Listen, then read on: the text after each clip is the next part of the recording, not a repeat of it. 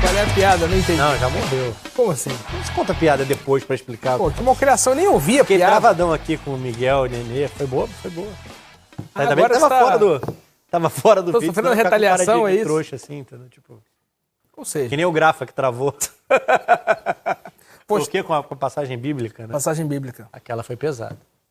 Aliás, falando em passagem bíblica, Jesus chamou e Pedro chegou, como nós já exatamente falamos Foi exatamente isso. aqui no Troca. Então vamos, Pedro no Ninho do Urubu. Olha aí, ó. Empréstimo custou 4,5 milhões praticamente. E com reverência ao Zico, Pedro foi anunciado oficialmente. Já tá lá, conhecendo o CT. 40 milhões e meio de quê? De reais. Ah, bom. Reais. 40 não, 4. 4,5.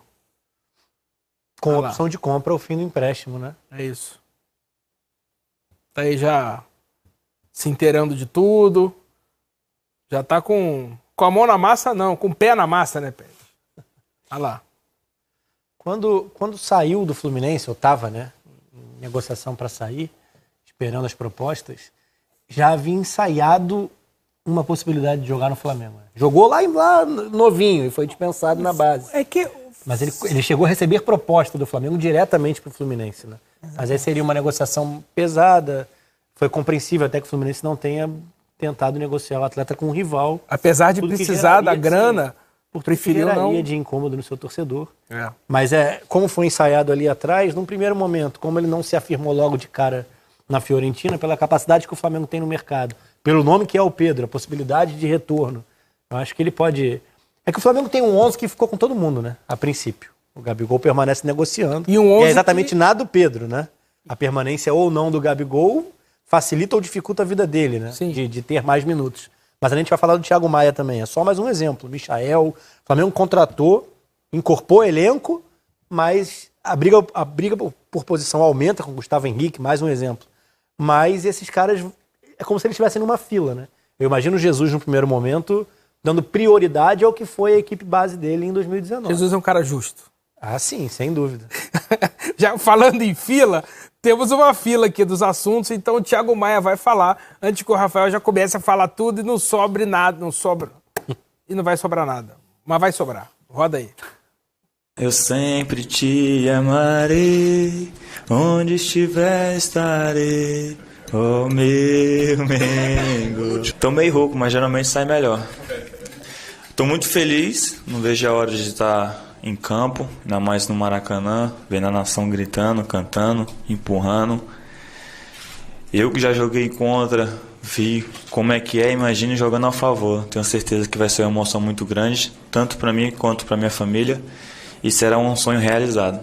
Pelo meu pai, né, tá com o olho vermelho aí, e pelos meus tios também que são flamenguistas, doente. Eu tenho um tio que até a cueca dele é do Flamengo, copo, bicicleta, tudo é do Flamengo. Então isso veio já de berço. Minha posição de origem é o primeiro volante ali, o cão de caça ali, né? Um cara que não deixa a bola passar ali. Passa a bola, o jogador fica no chão. Quando eu tava no meu antigo clube, no Lille, eu tava treinando mais de lateral ali, né? Então foi uma boa pra mim, né? No começo eu achava que estava me prejudicando, mas não. Depois eu aceitei e falei assim, não, tô indo pra lá e se precisar eu tô em qualquer posição. Ó, tá aí a apresentação do Thiago Maia.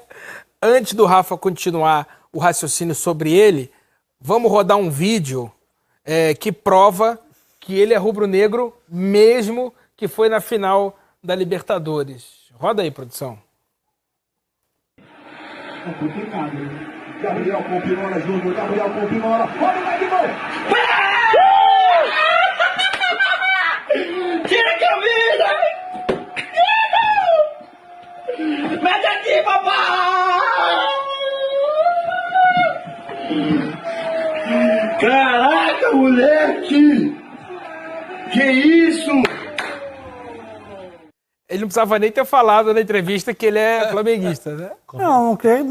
Não necessariamente, né? Pode ser um brasileiro, torce pro time brasileiro. Difícil fazer aquilo ali. O Gabigol do Santos, ele jogou no Santos, né? imitou o Gabigol, Passando pelo amigo. amigo, né? Então, Eu conheço gente que ficou daquele jeito vendo o gol do Pet pela TV em 2001. Sim. Né? mas se nota a semblante dele que está feliz pela chegada. Isso é importante. Quando você chega e está falando com naturalidade, já está falando, brincando um pouco, mas espero que está brincando mais do que falando realidade. Se bola passa, o jogador não passa. Fica no chão.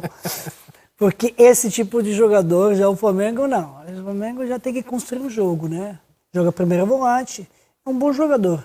Acho que contratação precisa de um tipo de jogador da característica dele nesse time de Jesus, né, ou do Flamengo, para ter uma opção. Então, Rafa, você estava dizendo que vários reforços do Flamengo chegam, talvez, para brigar por vaga. Apesar do Flamengo apesar dos 11 terem ficado, e 11 que a gente sabe cantar como antigamente a gente sabia de 1 a 11. Não, é um time estabelecido como principal no Flamengo. E aí, se a gente for falar de lacuna hoje, só o lateral direito, né? Que tem o Rafinha e acaba tendo só o João Lucas e o Mateuzinho. O Pará e o Rodinei saíram, né? Sim, é a única posição onde... Não estou falando no mesmo nível do titular, mas que dê conta do recado.